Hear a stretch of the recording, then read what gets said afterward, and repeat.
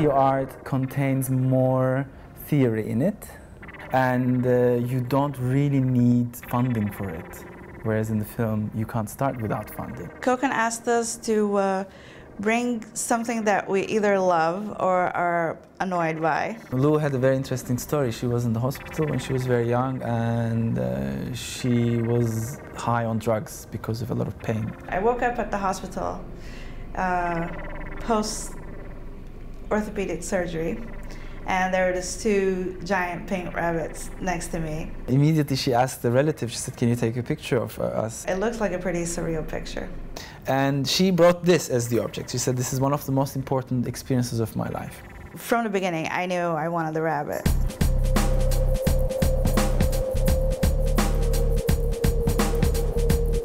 Like choosing the good object is important for your story building.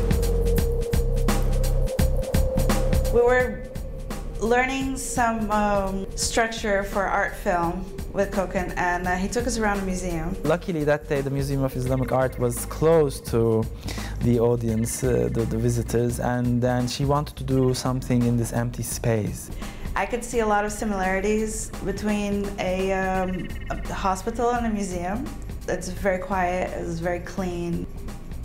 The lights are sort of special.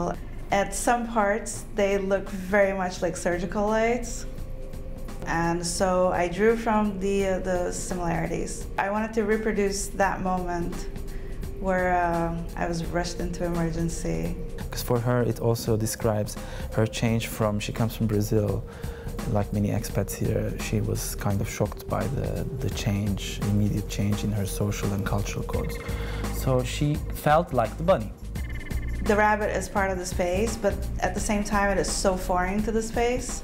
What I wanted to show was there is a fine line between reality and hallucination.